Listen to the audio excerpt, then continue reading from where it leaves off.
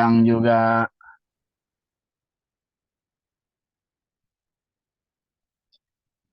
padahal udah kurang berapa ini ya. Tadi udah 15 menit. Kurang 3 menit masih baru 6 orang ya. Belum nyampe apa ya dari pulang ya.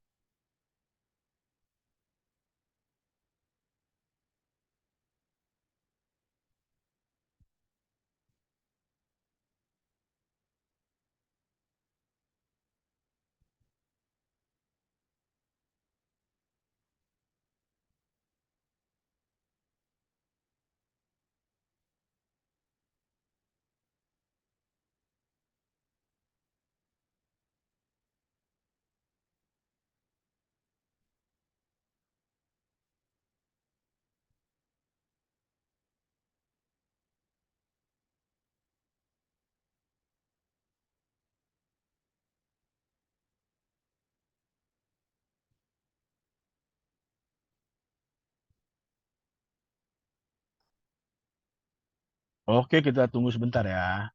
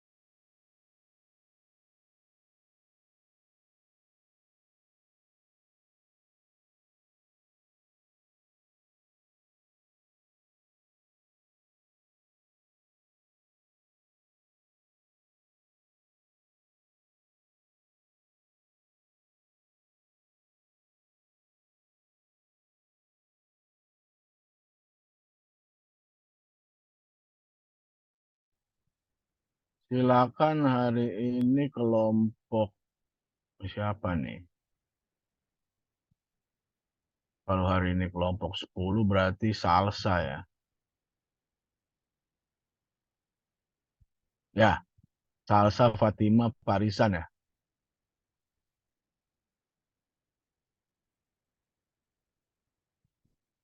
Halo, halo.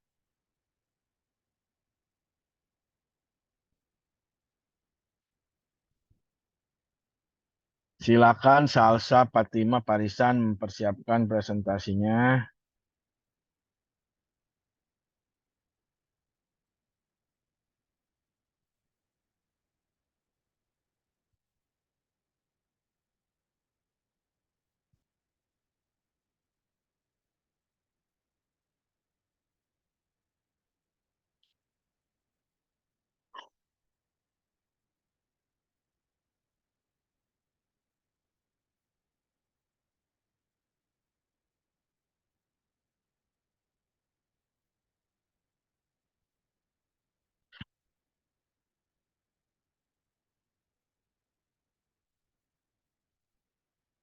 Ayo, silakan. Kelompok 10 ya hari ini ya.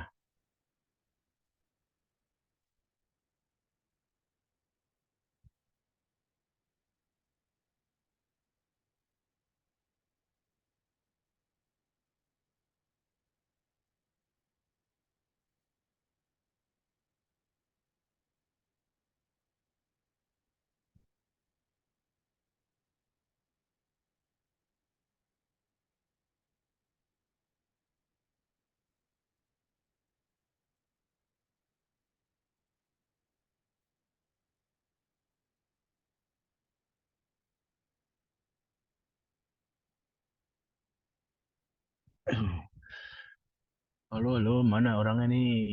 Siapa nih yang ngechat? Siang mohon off cam. Anissa ngapain dia masih di jalan ya?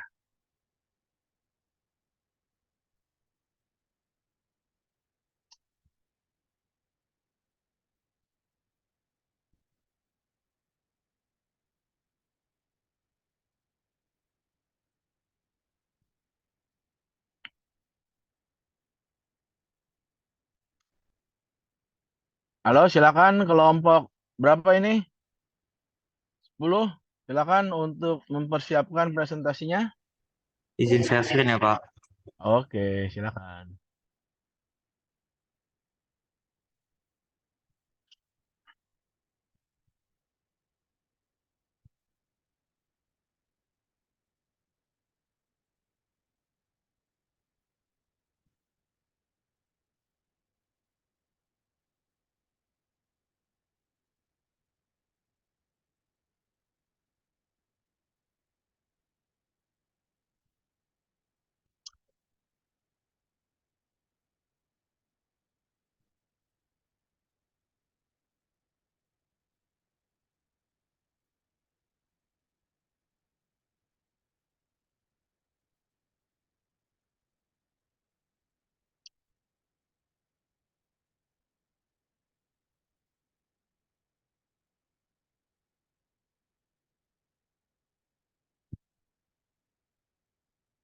Ayo, silakan kita mulai saja.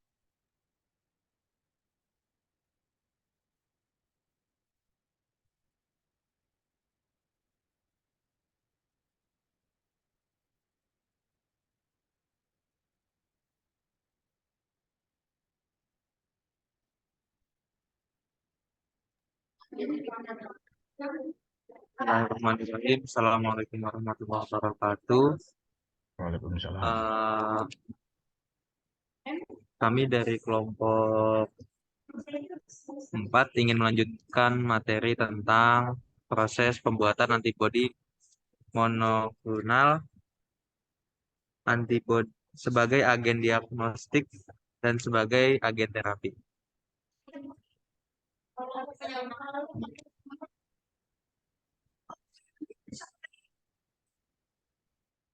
Antibodi monoklonal merupakan senyawa yang homogen, sangat spesifik, dan dapat diproduksi dalam jumlah yang besar, sehingga sangat menguntungkan jika digunakan sebagai alat diagnostik. Beberapa jenis kit antibodi monoklonal telah tersedia di pasaran untuk mendeteksi bakteri patogen dan virus, serta untuk uji kehamilan.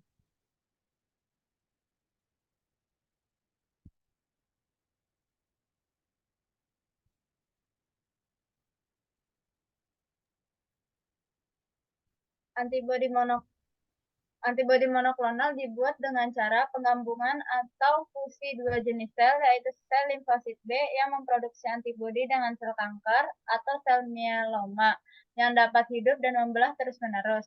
Hasil fusi antara sel limfosit B dengan sel kanker secara in vitro ini disebut dengan hibridoma. Apabila sel hibridoma dibiarkan dalam kultur sel, sel yang secara genetik mempunyai sifat yang identik akan memproduksi antibodi sesuai dengan antibodi yang diproduksi dengan sel aslinya, yaitu sel limfosit B. Hal yang penting untuk diperhatikan adalah proses pemilihan sel klon yang identik yang dapat mensekresi antibodi yang spesifik. Karena antibodi yang diproduksi berasal dari sel hibridoma tunggal atau monoklon, maka antibodi yang diproduksi disebut dengan antibodi monoklonal.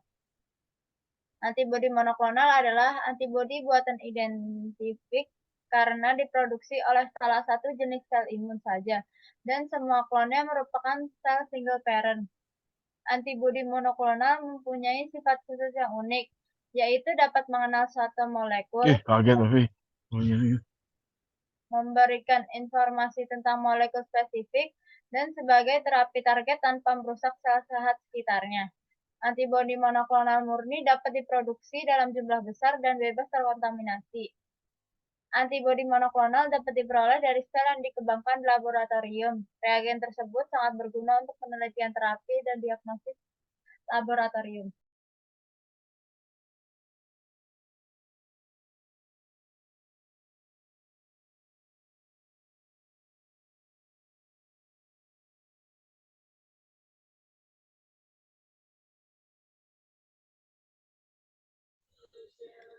Proses pembuatan antibodi monoklonal.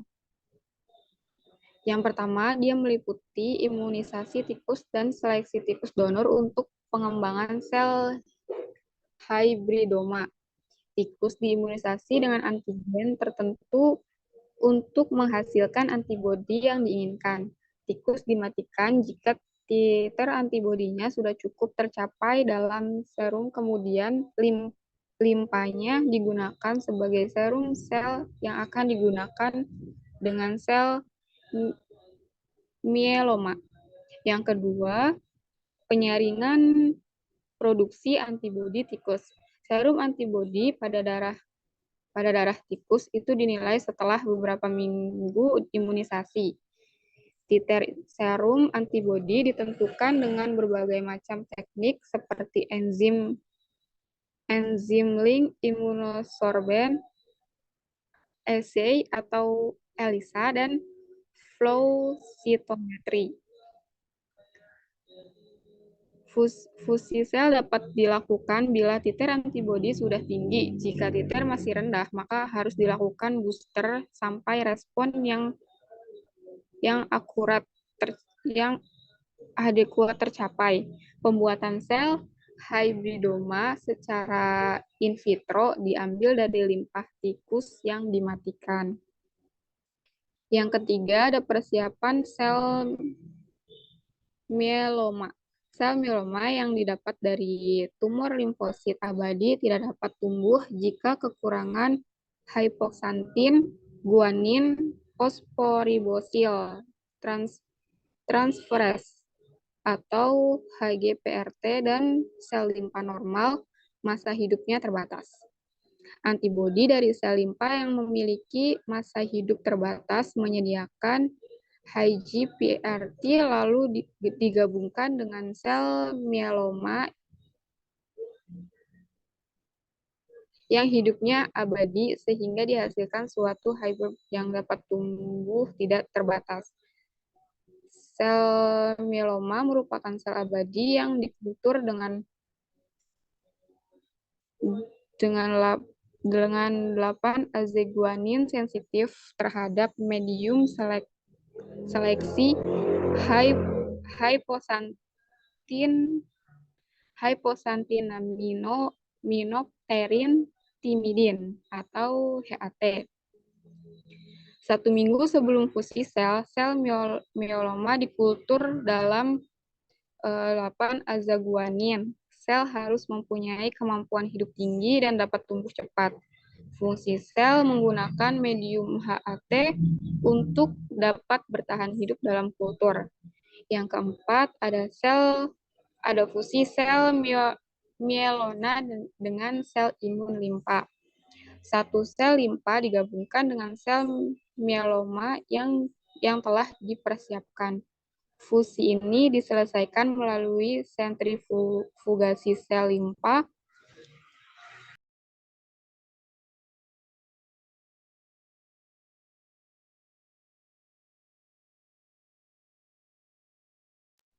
dan sel mieloma dalam polietilen glikol, suatu zat yang dapat menggabungkan membran sel. Sel yang berhasil mengalami fusi dapat tumbuh pada medium khusus. Sel itu kemudian didistribusikan ke dalam tempat yang berisi makanan. Didapat dari cairan peritonel tikus. Sumber makanan sel itu menyediakan growth factor untuk pertumbuhan sel hybridoma. Yang kelima, ada pengembangan lebih lanjut. Cloning sel hybridoma, kelompok kecil sel hybridoma dapat dikembangkan pada kultur jaringan dengan cara seleksi ikatan antigen atau dikembangkan melalui metode asites tikus. Cloning secara limiting dilution akan memastikan suatu klon itu berhasil. Kultur hybridoma dapat dipertahankan secara in vitro dalam tabung kultur 10 sampai 60 Kg per mili dan in vivo pada tikus. Hidup tumbuh di dalam suatu asites tikus. Konsentrasi antibodi dalam serum dan cairan tubuh lain 1 sampai 10 UG per mili.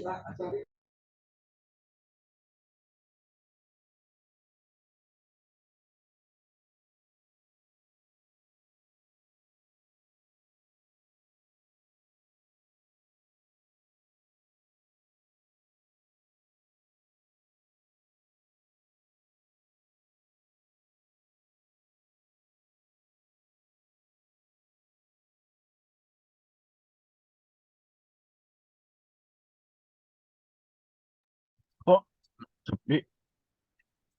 Oke, Pak. Selanjutnya aplikasi dari antibodi monoklonal.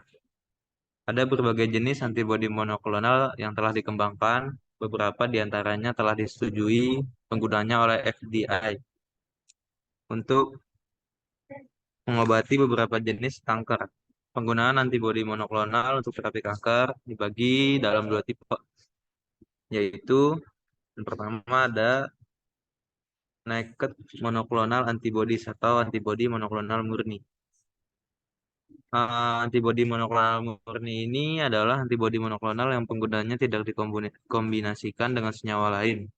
Antibodi monoklonal murni mengikatkan diri pada antigen spesifik yang dimiliki oleh sel-sel kanker sehingga dapat dikenali dan dirusak oleh sistem imun tubuh.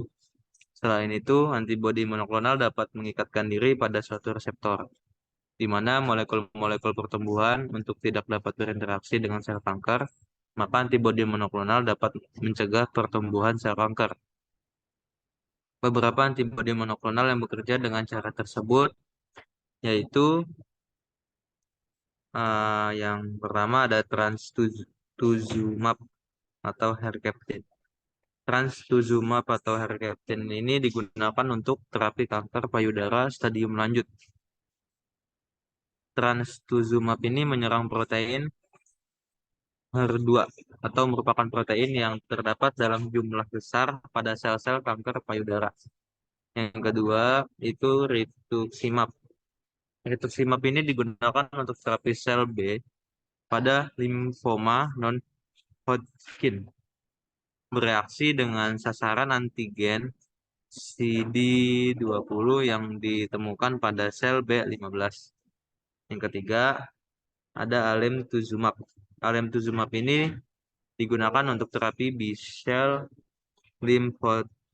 lymphocytic leukemia atau BCLL kronik yang sudah mendapat kemoterapi. Senyawa ini menyerang antigen CD52 yang terdapat pada sel B maupun sel T. Yang keempat itu ada cetuximab. Cetuximab ini digunakan untuk kanker kolorektal stadium lanjut atau bersamaan dengan obat kemoterapi irinotecan dan kanker leher dan kepala yang tidak bisa dilakukan tindakan pembedahan. Senyawa ini ditujukan untuk protein epidermal growth factor receptors atau EGFR. EGFR ini terdapat dalam jumlah besar pada beberapa sel kanker.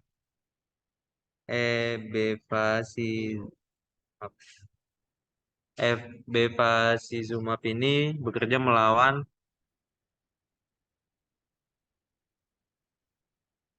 yang kelima itu bevacizumab. Bevacizumab ini bekerja melawan protein vaskular endothelial growth factor atau VEGF yang normalnya membentuk tumor untuk membangun jaringan pembuluh darah baru atau angiogenesis.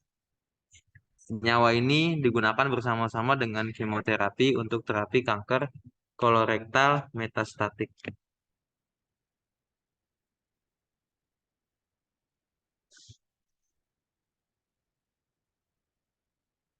Yang kedua tadi lanjutannya yaitu ada konjug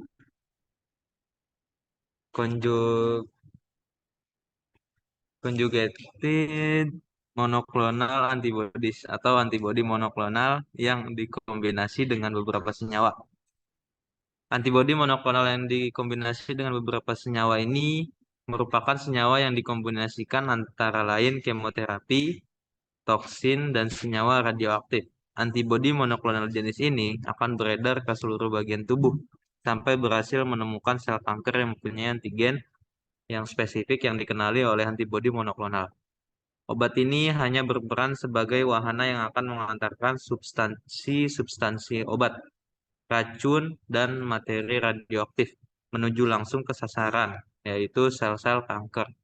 Namun, hebatnya bisa meminimalkan dosis pada sel normal untuk menghindari kerusakan di seluruh bagian tubuh.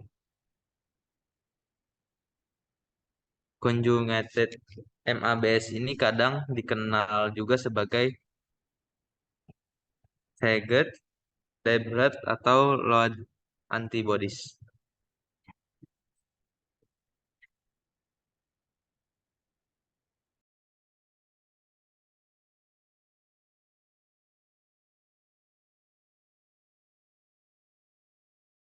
Dilanjut Farijan.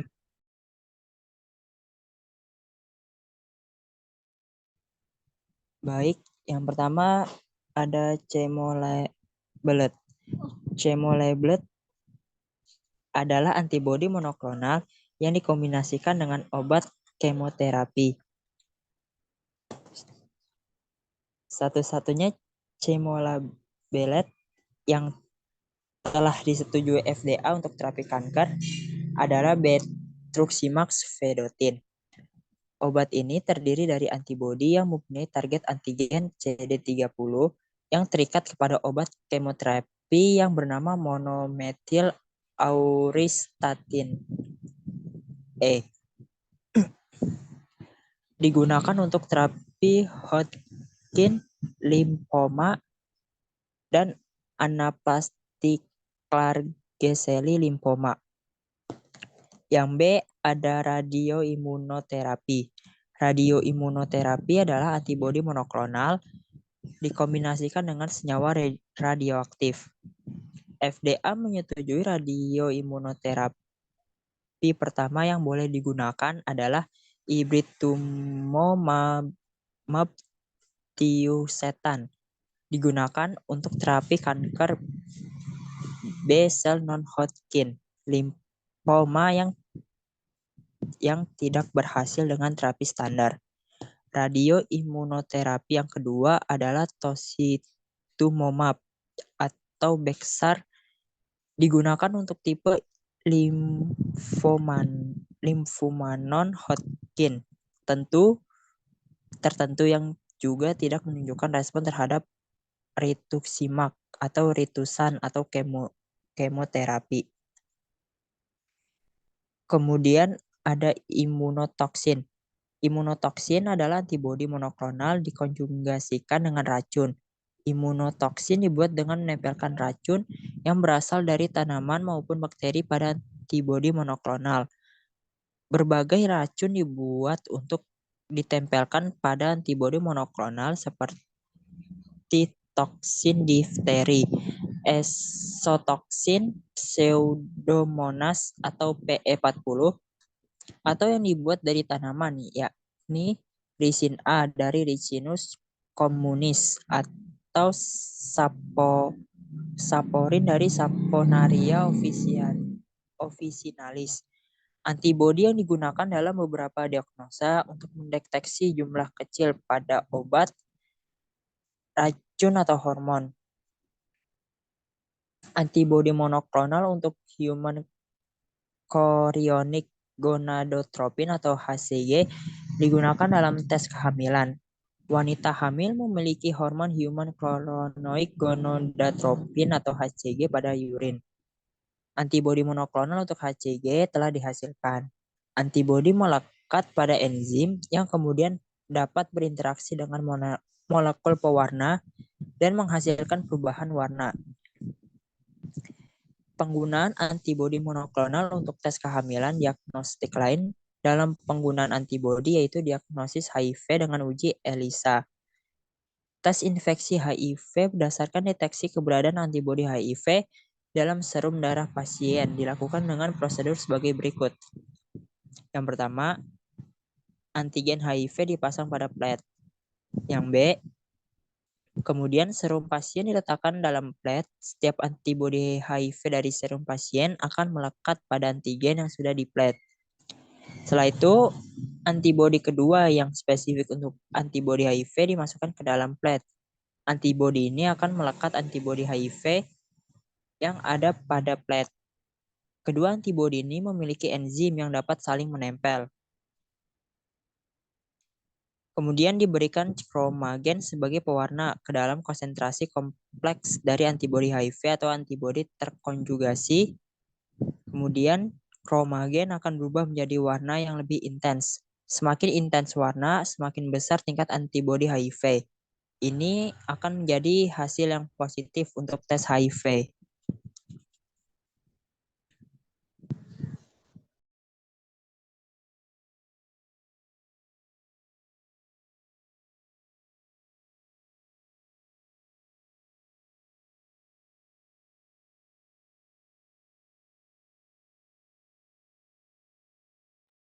Sekian presentasi dari kami. Ada pertanyaan? Ya, terima kasih atas presentasinya. Nah, ini kalau apa tadi urutan-urutan itu sebaiknya ada gambar ya. Ini tulisan-tulisan lagi. Tulisan semua nih kayaknya ya. Kemudian nih mahasiswa nih memang harus kan ada pelajaran ya bahasa Inggris ya. Jadi belajar bacanya baca kimia-kimia juga harus banyak belajar nih. Kayak cemo-cemo itu bacanya kemo ya, jangan cemo. Nggak ada baca cemo-cemo gitu. Kemo. Kemo label ya, labelet gitu ya, kemo label atau labelet gitu ya. Radio imunoterapi, imunotoksin gitu. Ya, jadi mesti banyak belajar baca juga ya. Oke, silakan ditutup dulu ini.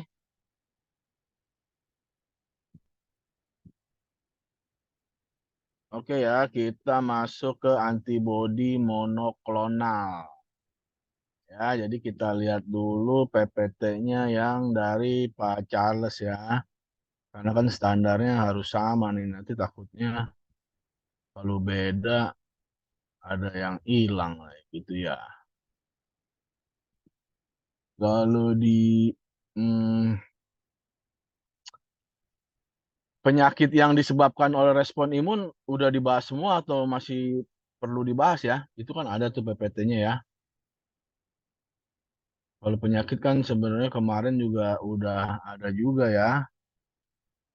Jadi kita lihat yang PPT-nya Pak Charles aja dulu ya. Nanti kita lihat ada videonya lah. Satu tuh yang bagus tuh ya, Pak. Video totalnya semua ada 3 ya. Bisa nonton 1 jaman itu ya. Tapi kita ambil yang satu aja nanti. Kalau kalian memang minat silakan ditonton lagi ya. Oke ya, tadi antibody monoklonal ya. Yang namanya mono berarti kita juga punya yang poli ya. Jadi harus tahu nih bedanya kelebihannya yang poli, kekurangannya yang mono gitu apa harus ngerti ya. Memang nih ada yang missing ya, ya karena kan kita juga apa masih baru mencari-cari ya struktur belajar imunologi yang ideal gitu ya. Karena memang cukup banyak juga materinya ya. Karena kan makanya ada orang yang sampai kuliah khusus imunologi aja gitu ya. Sebagai dasar kita memang masih banyak lah ya kekurangannya atau kelemahan kita mempelajari imunologi. Ya, yang pertama ini adalah yang missing ini adalah pengenalan antigen ya. Kita nggak sampai detil gitu ya, walaupun memang juga detailnya juga banyak gitu ya. Nah, ini ada istilah epitop ya, contohnya ya, epitop, hapten, ya, paratop. Nah, ini kayaknya belum kebahas kan ya dari kemarin-kemarin ya. Memang harusnya sebelum masuk ke sini kita mengenalkan dulu ya istilah epitop ini. Apa itu epitop? Apa paratop? Ya, apa hapten gitu ya. Walaupun mungkin ada yang udah belajar sih ya, karena kan ini juga ada juga yang masih nyangkut dari biologi di waktu SMA ya. Ada ya istilahnya ya, kita belajar mengenal itu ya. Jadi ada epitop nih. Ya, ada paratop, ada tadi ya hapten, kemudian juga ada namanya univalen, monovalen, polivalen ya. Banyak istilah-istilah gitu yang memang kita harus ngerti dulu gitu ya, supaya biar lebih gampang gitu ya. Kemudian istilah afinitas dan aviditas. Ini juga ya. Jadi kalau afinitas ini nilai ikatan antara antibodi dengan satu epitop. Sedangkan aviditas ini berarti bisa satu, bisa lebih gitu ya. Nilai ikatannya kalau satu cuma disebut afinitas, tapi kalau lebih dari satu atau total gitu kan disebut aviditas. Ya, kalau ini contohnya dia satu nih ya, afinitas. Satu apa namanya nih antigen antibody gitu ya. Nah, tapi kan kalau ini yang ini pentamer nih ya, contohnya IgM nih yang ngikat nih. Nah, dia bisa ngikat di bagian 1, di bagian 2, ya di bagian 3 gitu ya. Ya, karena kan satu tanda Y ini kan satu antigen gitu ya. Atau ini antibody, salah, antibody ya. Nah, kalau ini satu antibody tapi yang punya ikatannya multi ya. Itu yang disebut aviditas. Oke, kemudian nah ini ya. Jadi sebelum monoklonal ada poliklonal dulu gitu ya. Dalam proses ikatan antara antibodi dan antigen dikenal pula istilah antibodi poliklonal. Ya, dan kita yang lebih umum sekarang bukan lebih umum ya karena yang namanya mono itu justru lebih spesifik ya. Nah, karena cuma satu, ya dia pasti ngincernya yang itu udah jelas gitu ya kan. Ya, nah, jadi ya itu disebut kelebihan atau kekurangan itu ya. Karena dia hanya cukup satu aja. Ya, yang kita incer udah tahu yang mana. Kalau yang poli kan kelebihannya dia bisa lebih dari satu gitu kan. Tapi spesifik nggak, jaminan nggak bahwa nanti dia bisa mengikat yang lain-lainnya itu gitu. Tapi kalau monoklonal spesifik ya namanya jelas ya udah spesifik kan sudah dirancang untuk satu doang yang bisa mengikat dia. Kan gitu. Ya, jadi kalau antibodi poli ya, jadi antibodi yang dihasilkan dari beberapa sel B dan dapat mengenali beberapa epitop. Ya, nah, nanti kita lihat tuh apa tuh epitop nih. Contohnya ini antigen ya. Antigen itu kan ada epitopnya tadi. Ya, epitopnya contohnya ini digambarkan bentuk lingkaran, bentuk berwarna oranye gitu kan, dengan bentuk kotak berwarna hijau. Nah, ini epitop nih. Tuh kan epitop ya. Nah, kemudian satu lagi yang agak gelap ini contoh segitiga lah. Nah, jadi satu antigen ini dia punya beberapa epitop nih. Ya, nah, yang ini antigen yang begini juga ya, antigen multivalen ini namanya kan punya beberapa epitop contoh karenanya ya. Tapi ada antigen yang cuman punya lingkaran-lingkaran aja. Satu gitu jenisnya epitopnya. Ini kan 3 jenis epitopnya ya. Nah, jadi harus ngerti nih ya, jenis epitopnya itu satu. Ini antigen nih yang warna merah. Bukan ada tuh antigen ya. Satu antigen ini punya beberapa epitop. Nah, contohnya ini ada 3 jenis epitopnya. Epitop lingkaran, epitop kotak, epitop segitiga. Contohnya kan, ya. Nah, ini namanya poli nih. Dia kan lebih dari satu ya atau multi lah ya. Pokoknya banyak lah gitu ya istilahnya ya. Bukan mono ya. Nah, ini gitu. Ya, yang kalau bentuk Y ini ya, bentuk Y ini antibodi ya. Tuh. Kalau poli ya, poliklonal, nah dia antibodinya ini beda-beda gitu ya. Beda-beda. Oke, kita lihat. Nah, kemudian antibodi monoklonal adalah antibodi yang berasal dari sel limfosit B yang identik satu klon dan hanya mengenali satu epitop. Nah, ini ya. Jadi dia hanya bisa mengikat contohnya yang segitiga aja nih. Kita udah rancang nih ya, walaupun nanti bakteri atau virus antigennya, tapi biasanya ini sih untuk kanker ya. Jadi ada sel yang udah antigennya banyak, tapi kita membuatnya hanya untuk yang segitiga gitu. Nah, itu mono namanya ya. Khusus, jadi spesifik nih, spesifik maunya yang segitiga aja. Ya udah dia pasti akan mengikat yang segitiga, yang bentuk lainnya dia tidak diikat. Ya, jadi ini kalau kita bicarakan ini sistem imunnya pasif ya. Karena kita memasukkan antibodi yang sudah siap tempur kan gitu artinya. Ya, karena kalau kayak kanker ya terbukti ya tidak menimbulkan sistem imun kan. Nah, itu sulit kan? Jadi sangat-sangat sulit kanker itu dilawan oleh sistem imun kita. Malah dia membohongi atau menipu sistem imun kita gitu ya. Makanya dia bisa terus berkembang gitu. Ya, nah yang menarik ya pembuatan antibodi monoklonal ini, wah ya kalau kita makanya nggak advance ya agak sulit ya. Jadi mencampur sel kanker dengan sel limpa nih ya, teknologi fusi namanya menyatukan. Ya kayak bom atom itu disebut energi fusi ya. Jadi teknologi fusi ini adalah namanya hibridoma ya. Hibrid ini kan artinya kan berbeda ya antara makhluk yang berbeda gitu ya hibrid. Kalau kita nonton film mah kayak manusia yang apa tuh yang bisa bawa angin terbang gitu ya. Dulu apa namanya itu ya? Yang kayak Star Trek gitu ya. Ya, sampai saat ini antibodi monoklonal banyak digunakan pada riset. Ya, riset itu penelitian ya, yang tujuannya tadi ya untuk tadi membuat suatu obat yang baik, tujuannya untuk kanker apa, mendiagnosa juga bisa ya. Ya contohnya menguji kehamilan tadi katanya kan, menguji penyakit, adanya kanker dan lain sebagainya. Ya, terapi juga sangat banyak ya. Kalau terapi yang sangat sulit disembuhkan dengan obat biasa ya nggak bisa ya. Itu contohnya ya kanker kan gitu agak sulit ya. Atau tadi nanti ya teknologinya obat kanker itu di linking namanya ya di linker. Di linkernya itu LINK ya link menyambung ya linker. Dikasih linker supaya dia nanti membawa ya jadi antibodi membawa obat kanker. Pada saat dia nempel obat kanker yang bekerja. Atau ada yang antibodinya yang bekerja. Ya tergantung teknologinya maunya apa. Ya, jadi mencampur ini sel limpa dari tikus ya.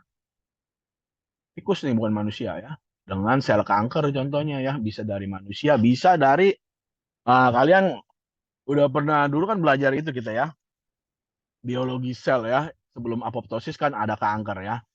Yang si Henrietta Lacks ya. Oke, kita sedikit lihat ya Henrietta Lacks supaya kita bisa ingat. Oh, materinya ada di sini ya, cuma sebentar. Ini Henrietta Lacks. Oke, kelihatan?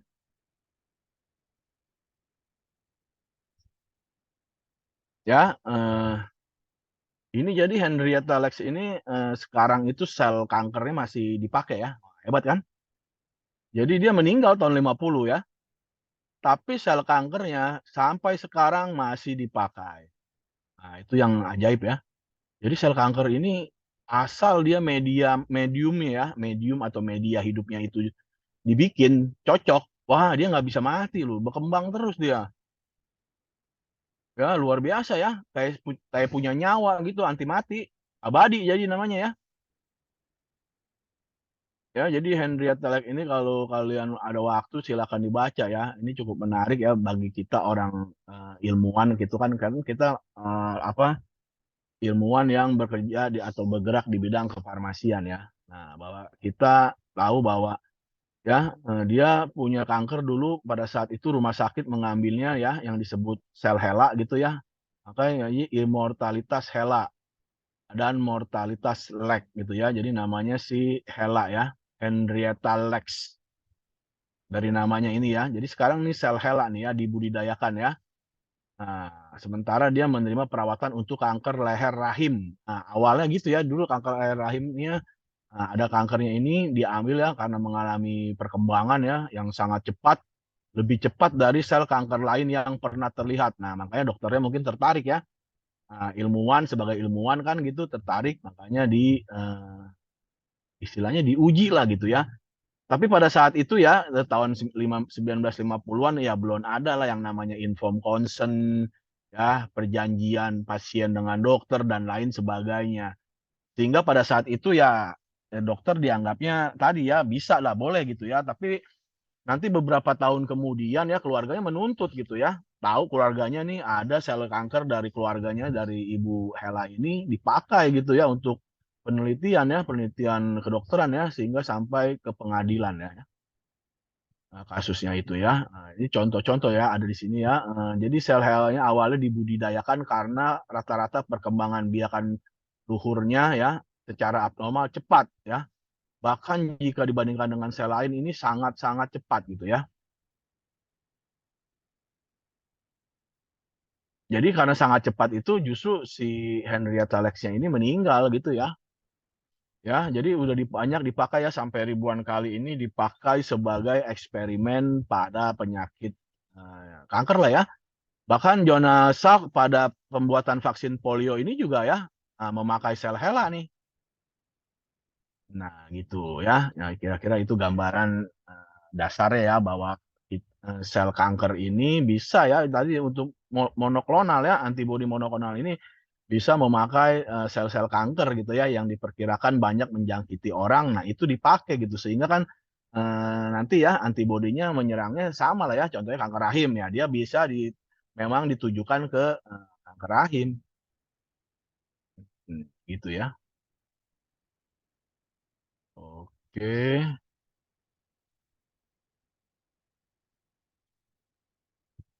Nah, jadi penyakit kanker ini ada non-Hodgkin ya, ada Hodgkin beda-beda ya. Nanti kita bahas satu obat ya yang kira-kira sebenarnya sih memang bukan di bagian kita gitu, tapi kita mau tahu bahwa gimana sih ya obat ini gitu ya. Eh, Berapa sih harganya, berapa cara pakainya gitu ya, berapa siklus gitu ya kan. Nanti kita lihat ya salah satu punya Kalbe gitu ya. Nah, saya bukan sponsorin KB gitu ya, Kalbe gitu ya, tapi ya sementara saya nyari-nyari pustaka yang agak gampang ya itu yang dapat ya udah begitu ya. Jadi limfoma adalah sel kanker darah yang terjadi ketika limfosit B dan T menjadi abnormal dengan membelah diri dengan cepat. Waduh. Nah, repot ya. Ini padahal limfosit ini justru harusnya menolong kita ya, tapi dia membelah diri dengan berlebih gitu ya.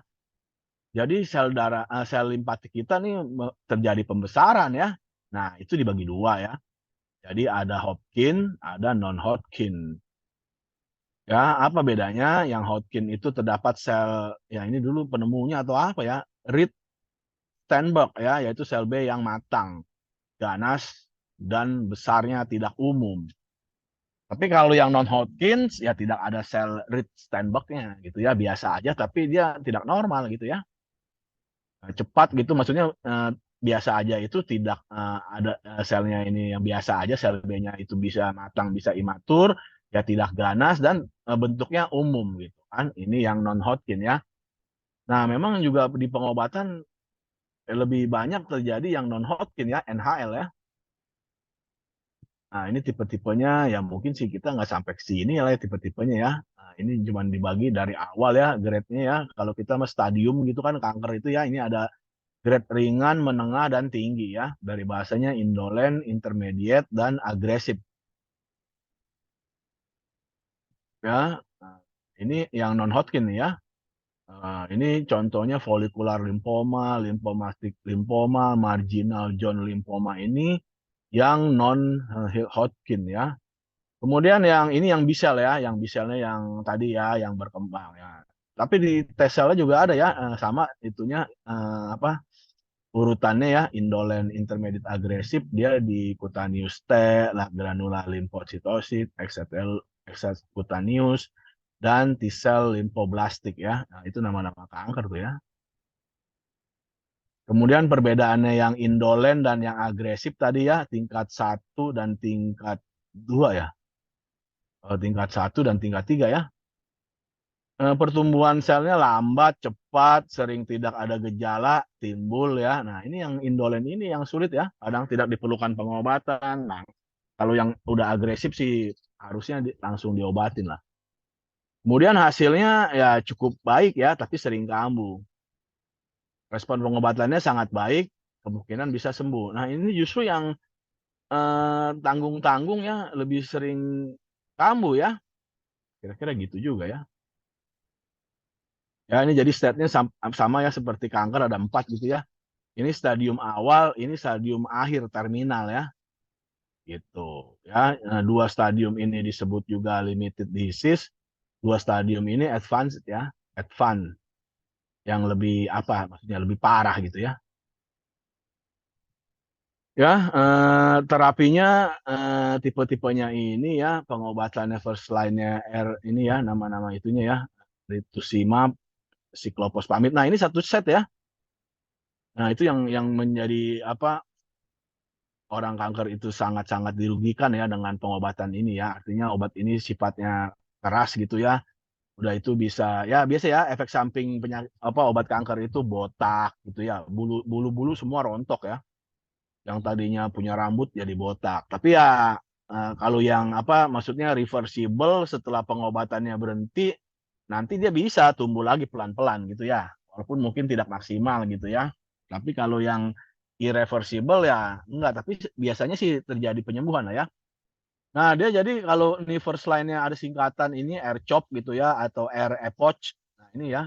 Jadi R-nya rituximab, cyclophosphamide, doxorubicin, hidroklorida ya dan vincristin. Kemudian tambah obat hormon di prednison ya. Itu kalau R-EPOCH, rituximab juga ya campuran ya dengan hampir sama ini bedanya apa ya?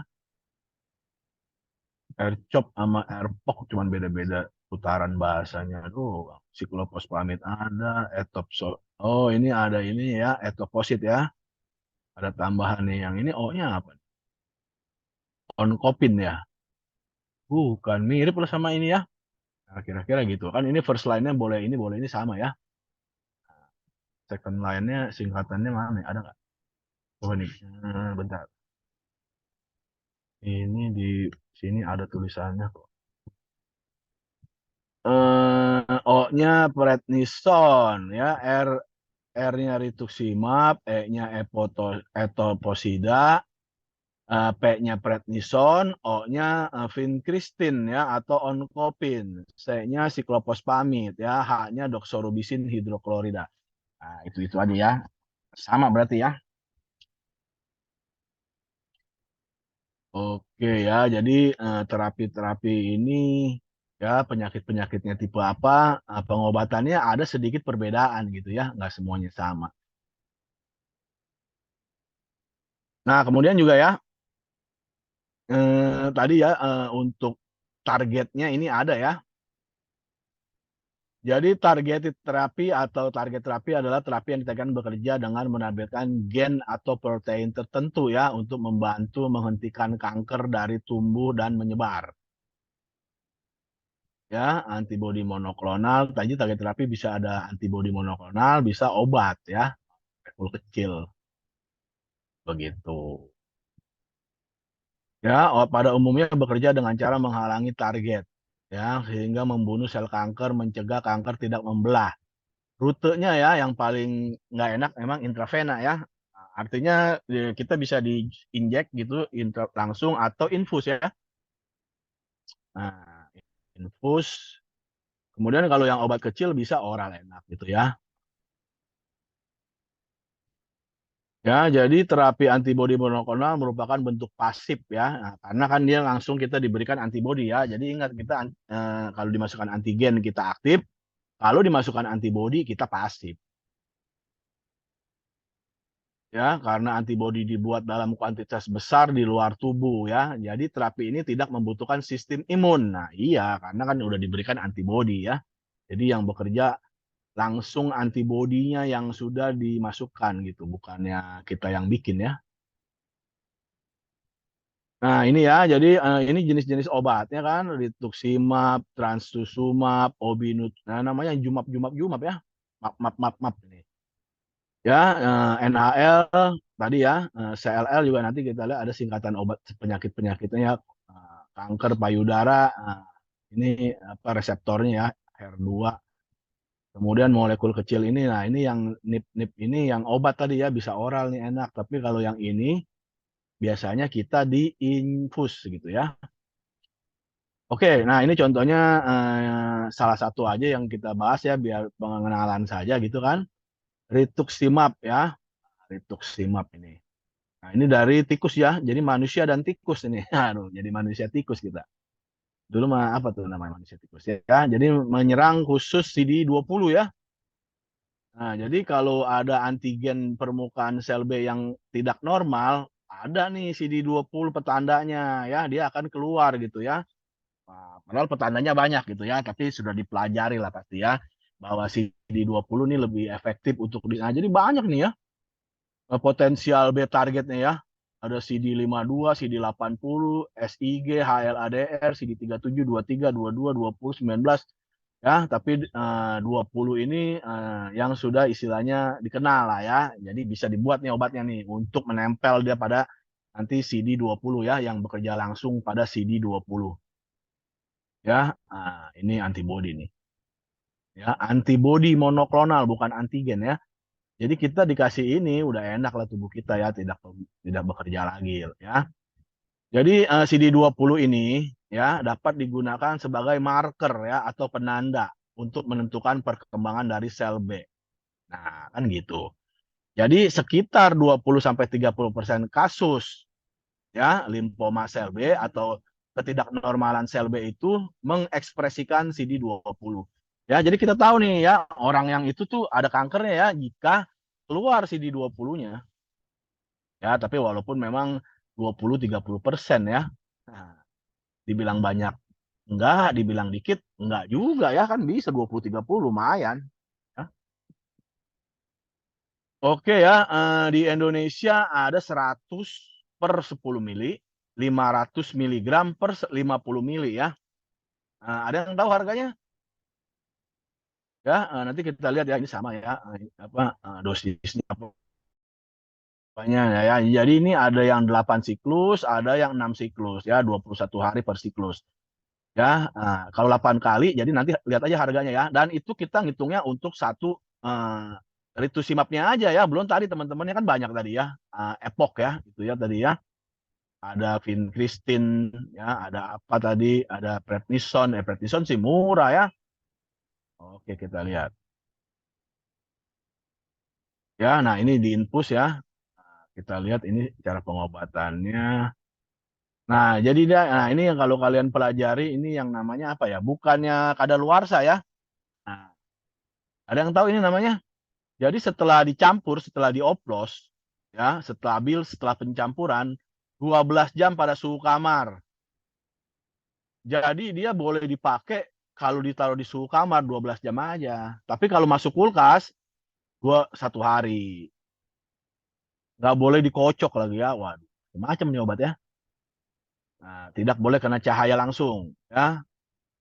Penyimpanan yang bagus ya 2 derajat sampai 25 dalam suhu dingin lebih bagus gitu ya. Ini namanya apa? Ada yang tahu? Ada yang udah kerja di rumah sakit ini? Kalau setelah dioplos istilahnya apa? Expired date, bukan. Atau satu macam lagi. Udah pernah dengar? BUD? Halo, halo? Kenapa Bionus Apa? Bionusdet? Nah, iya, jawabnya malu-malu ya. Beyond use date ya. Jadi ingat, setelah obat kita buka dari kemasannya, yang berlaku adalah beyond use date. untuk semua jenis sediaan. Ya, jangan lagi kalau udah dibuka ngomongin expired date-nya kapan. Expired date itu berlaku pada obat dalam kemasan yang masih segel. Tapi setelah dibuka, berubah dia ya menjadi beyond use date. Ya, jadi obat apa nih contohnya ya? Obat oplosan itu. Contohnya antibiotik serbuk ya kan, kita oplos dengan air. Nah, itu kan beyond use date-nya cuman maksimal 1 minggu pada suhu dingin. Tapi kalau beli di pabriknya, wah ini kadaluarsanya kapan? Masih lama, tahun kan gitu. Tapi pas kita buka, kita oplos ya, yang nggak kita oplos pun kalau sudah dibuka kan udah lain ya, udah beda gitu ya. Nah, itu langsung pakai BUD ya. Ingat, jangan lagi bilangnya expired date. Oke, nah ini cara-cara kerjanya kita lihat aja nanti. Kita bahas satu ini ya, satu pengobatan ini nih.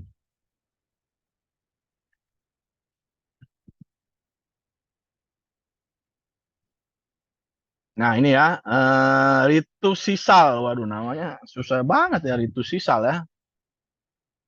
Semalam saya browsing, saya lihat ya ini di marketplace gitu ya, media market. Satu ini yang 500 mg 50 ml ini sekitar 2,5 juta lah.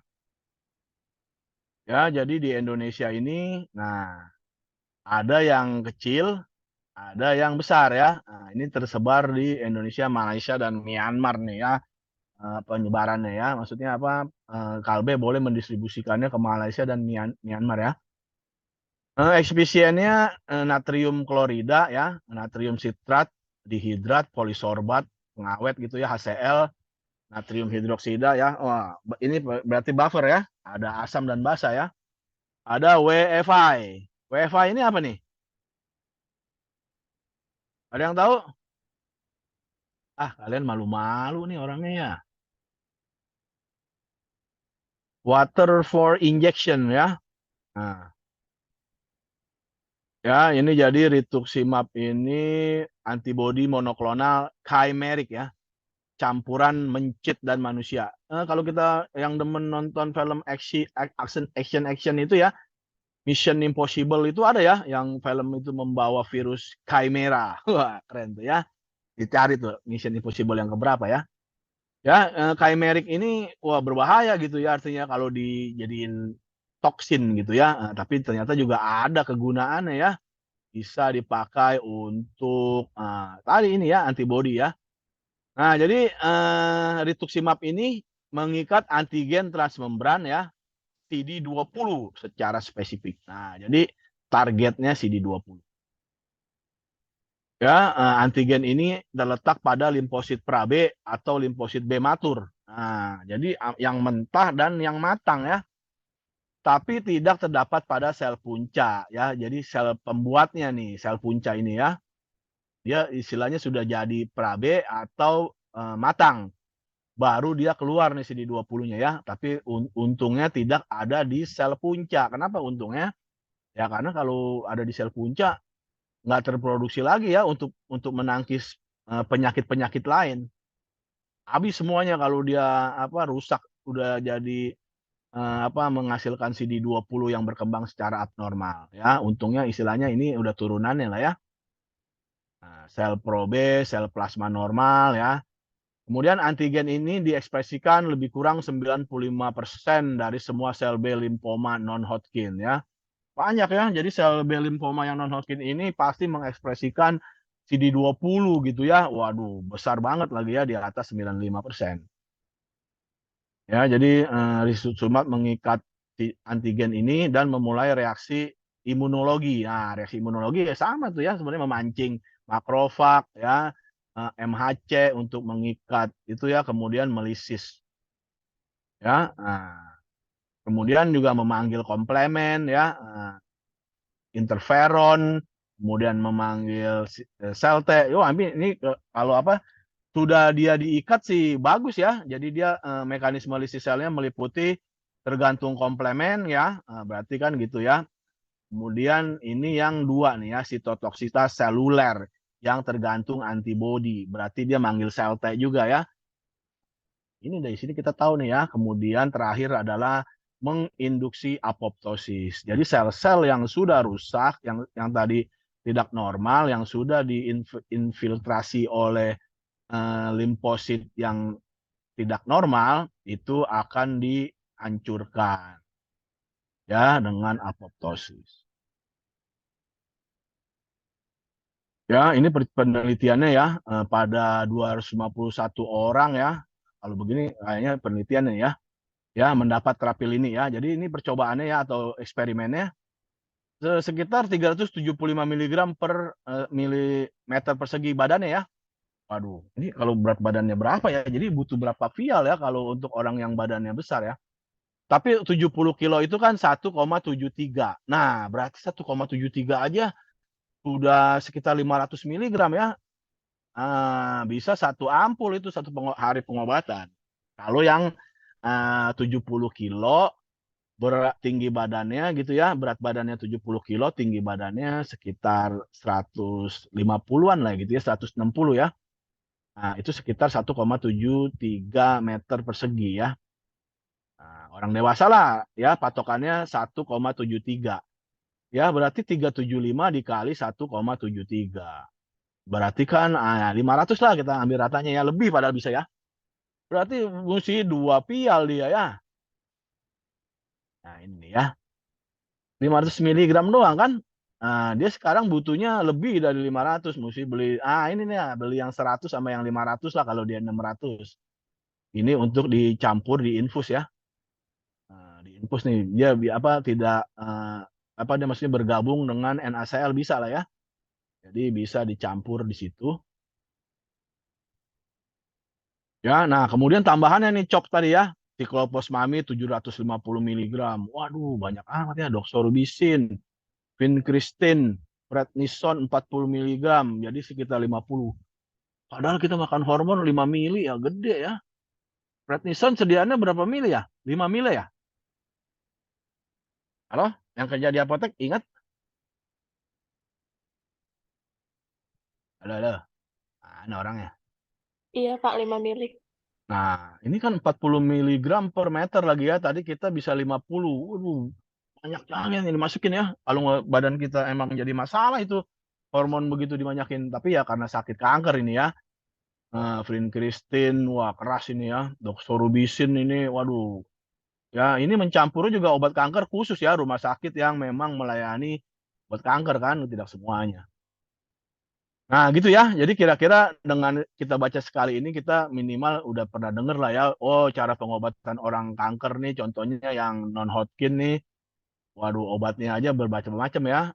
Ini yang pertama ya. Jika yang pertama ini tidak membuahkan hasil yang baik, ya dia bisa naik ke pilihan kedua ya. Ini pilihan pertama nih. Ya, ini jadi obatnya tadi ya kombinasi dengan COP ya. Tergantung ya, kanker macam-macam ya. Tadi ada kombinasi, ada yang tunggal gitu ya. Jadi rituximab sebanding dengan rituximab ya. Ini kan generiknya ya. Dalam kombinasi dengan COP. Jadi interval 95% itu non inferior ya, tidak dianggap lemah. Jadi masih itulah ya, masih sebanding nih. Jadi emang kan mesti sebanding ya antara obat yang dibuat dengan generiknya atau patennya lah gitu ya, atau originator. Nah ini ya, jadi kalau kita rituximab ini tadi bisa untuk LNH, limfoma non-Hodgkin, kemudian kanker limfoma foliker stadium 3-4, ya yang dikombinasi dengan kemoterapi siklofosfamid ya rituximab untuk ini, kemudian yang CD20 kemoterapi yang kronik ya. Nah tadi ya LLC ini ya atau CCL ini leukemia limfositik kronik ya itu ya. Nah ini ada formulasinya juga ya, dicampur dengan pramedikasi, diberikan antipiretik dan antihistamin. Nah gitu ya, jadi dikasih dulu nih pramedikasinya ya. Nah ini kalau yang demen klinis-klinis nih, waduh kalau kerja di rumah sakit menarik gitu ya pengobatan itu ya. Ini diberikan antipiretik seperti paracetamol, antihistaminnya diphenhidramin, ya harus selalu diberikan sebelum setiap infus rituxisal tuh. Supaya dia nggak nyeri ya. Berarti ini nyeri dan menimbulkan efek alergi takutnya ya. Maka diberikan ini. Kan orang nggak dites-tes lagi ya, obat ini alergi apa enggak gitu kan, langsung aja lah kita kasih pramedikasinya dulu untuk mencegah efek alergi. Ya, diberikan antipiretik, paracetamol, dan diphenhidramin. Ya, kemudian premedikasi dengan glikokortikoid harus dipertimbangkan ya jika rituxisal tidak diberikan dengan kombinasi dengan prednison tadi. Nah, gitu ya. Klinik lah ini ya. Nanti kalian belajar lah. Ada kan ya? S1 itu farmasi klinik ya. Nah, jadi terapi inisiasinya ya, terapi inisial ini terapi pemulaan ya. Bisa monoterapi, ya berarti ini aja tunggal ya. Atau kombinasi tadi. Ya, nah ini ya siklus ya, ada siklusnya ya. Jadi kalau kalian kena kanker tadi ya, limfoma non-Hodgkin itu mau siklus yang mana ya, dokter yang itu nanti ya pilihin ya. Nanti dilihat sekali bagus apa kurang cocok apa cocok, bisa 8 siklus ya yang 21 hari. Jadi 21 hari sekali datang ke rumah sakit ya untuk tadi diterapi ini, atau yang 28 hari. Ya kalau saya sih sakit kanker mau buru-buru lah ya, yang cepet-cepet aja Pak. Kalau bisa 10 hari sekali biar cepet sembuh gitu ya.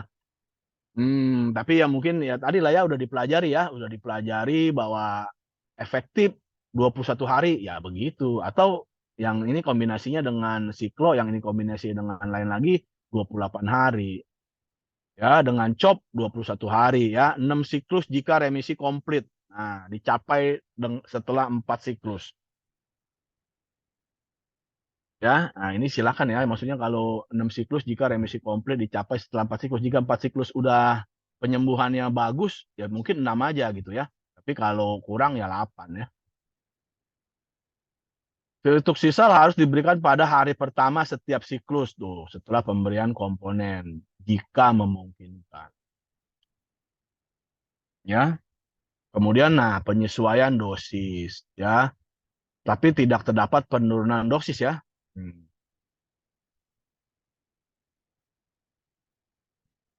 Ya, jika diberikan dengan kombinasi, penurunan dosis standar untuk obat kemoterapi harus digunakan ya. Jadi kalau kombinasi diturunin, tapi kalau tunggal umumnya enggak ya. Nah, ini yang terapi kembali setelah relapse ya. Nah, ini relapse ini sepertinya kambuh gitu ya. Pasien yang sebelumnya berespon terhadap rituxisal terapi lagi dengan rituxisal dosis ya diberikan 1 kali seminggu selama 4 minggu. Wah, beda kan tuh. Kalau udah kambuh dia malah lebih cepat ya. Siklusnya itu per minggu ya. Kemudian maintenance-nya, bisa 2 tahun ya, buset lama nih ya. Pasien yang belum terapi respon di induksi dapat menerima terapi pemeliharaan ya, diberikan sama dosisnya setiap 2 bulan sampai penyakitnya progresif atau selama periode maksimum 2 tahun. Nah, gitu ya. Jadi kita sedikitnya belajar membaca salah satu obat kanker non-Hodgkin ya. Oke, ini ada yang tadi ya, yang LLC ini ya, hanya untuk formulasi intravena. Nah, kalau yang ini formulasinya apa maksudnya diinjek gitu ya? Infus juga sama ya, ya infus intravena sama kok.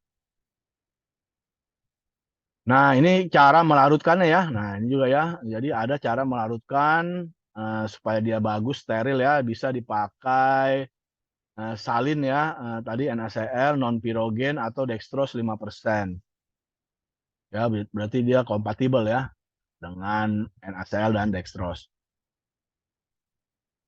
Nah, kemudian obat parenteral harus diinspeksi secara visual ya, tidak boleh ada partikel atau endapan gitu ya.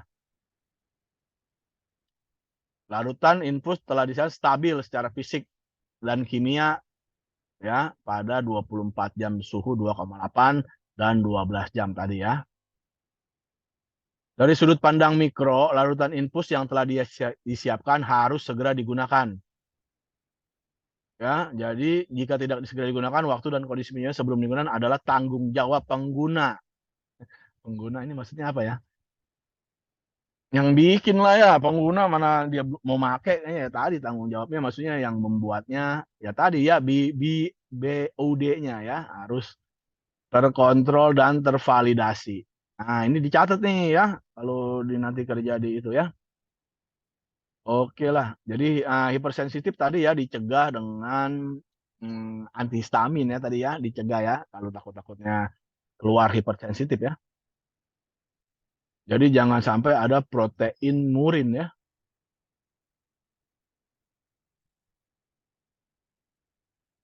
Kemudian interaksi, efek samping.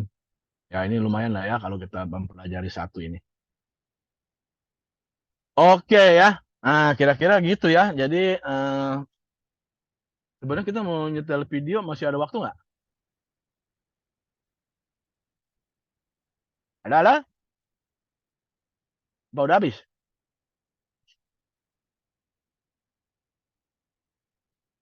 Lah kemana orangnya ditanyain diem aja.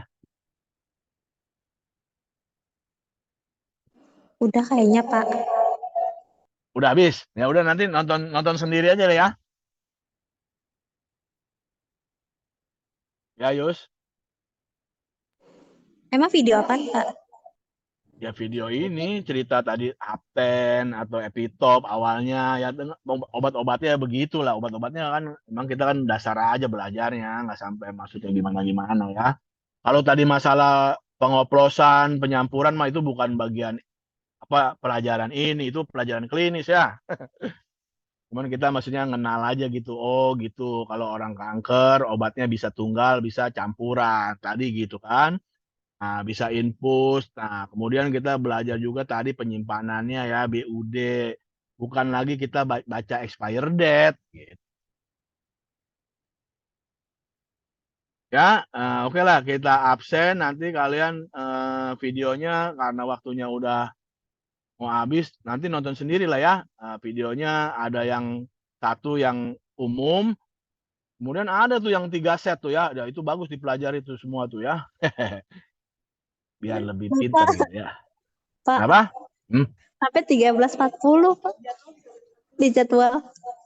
Ya 13.40 tinggal 15 menit lagi videonya setengah jam.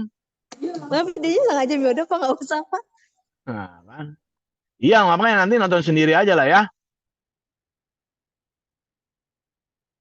Nanti saya upload, kalian nonton aja situ. Oke, ini hari apa ya? Rabu ya? Rabu tanggal 27 bisa libur loh. Idul adanya ada dua kali nih. Rabu Kamis katanya sih. Ya nanti dilihat aja lah. Ya lagi dipertimbangkan kan sama pemerintah untuk libur atau tidak.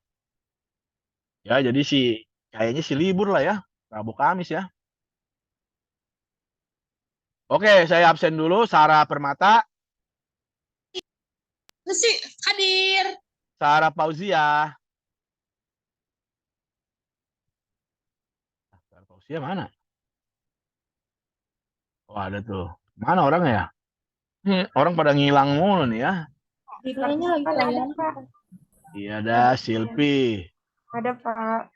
Anissa. Hadir, Pak. Gita. Hadir, Pak. Roida. Hadir, Pak. Fahmi. Hadir, Pak. Florita. Hadir, Pak. Kamu mana kerja mulu kamu ya kerjanya ya? Florita ya? Kenapa, Pak? Kerja mulu ya? Iya dong, Pak. Ini lagi di kafe, pakai baju kafe ya? Enggak. Lagi di kerjaan, Pak. Oh iya. Capek. Kayak mana kayak baju kafe gitu ya. Putri. Hadir, Pak. Farijan. Hadir, Pak. Azahra. Hadir, Pak. Arta. Hadir, Pak. Syalsa. Hadir, Pak. Siti. Hadir. Hafiz. Hadir. Anita. Hadir, Pak. Debo. Hadir, Pak. Lah ini si Nanda malah ngilang mulu ya? Anda sore, Pak. Pak, biasanya. Nah, kalau begini mesti ada itulah wakilnya lah. Nanti saya ngubungin Nanda, dia aja nggak nongol di kuliahannya kok. Oh, jadi repot. Siapa wakilnya nanti nih? Coba. Hah? Siapa? Ke grup kelas Siapa biasanya wakilnya? Apa tuh? sampein kok kelas. Salah wakilnya, Pak. Salsa ya. Ya nanti kamu itu kontak saya tuh. Nanti saya kalau ada Siapa apa yang saya bilang kontak itu? kamu. Oh, saya, Pak. Nggak tahu lah temen kamu yang itu. Saya. Ih, Kak Fatimah ya yang bilang. Pak Yusnya belum di absen ya? Kayak tadi saya udah ngobrol, masa saya absen lagi tahu saya datang dia. Ya. Salsa, kamu jadi itunya ya, wakil ya. Ya kan wakil maksudnya juga bukannya menyerobot jadi ketuanya gitu, tapi kan karena si Nandanya banyak apa nggak kuliah jam yang begini kan saya mau nanya jam segini nanti kan apa diwakil-wakilin jadi lama gitu ya. Kalau ada orangnya langsung kan lebih cepet ya. Sial ya. Iya, udah deh, Pak. Iya. Kayaknya berat amat gitu ya. Semangat Salsa. Nah, gitu ya, semangat ya. Iya, Pak. Nanti kamu WA dulu biar tahu saya, kayaknya nggak tahu WA kamu kan. Oke, Pak. Oke. Gimana ini? Udah cukup ini ada pertanyaan? Cukup, Pak. Oke lah, nanti itu ya di videonya ditonton lah itu ya, ada banyak bagus itu untuk biar lebih ngerti nih masalah antibodi monoklonal ya. Oke? Banget. Oke, terima kasih semuanya untuk perhatiannya untuk hari ini. Semoga bisa dimengerti ya. Nah, tetap sehat, tetap semangat. Sampai jumpa lagi. Mungkin di minggu depan libur. Minggu depan belum ya. Minggu depannya lagi tuh baru kayaknya libur ya. Nah, jadi disiapkan ya materinya juga sudah mulai menipis ini. Silakan disiapkan kisi-kisinya apa gitu ya biar belajarnya lebih mudah untuk menghadapi UAS ya. Oke, terima kasih semuanya. Sampai jumpa lagi dan selamat siang semuanya. Selamat siang. Selamat Terima kasih, siang, Pak. Pak. Ya, terima kasih ya semuanya ya. Pamit ya. Ya. Oke, pamit.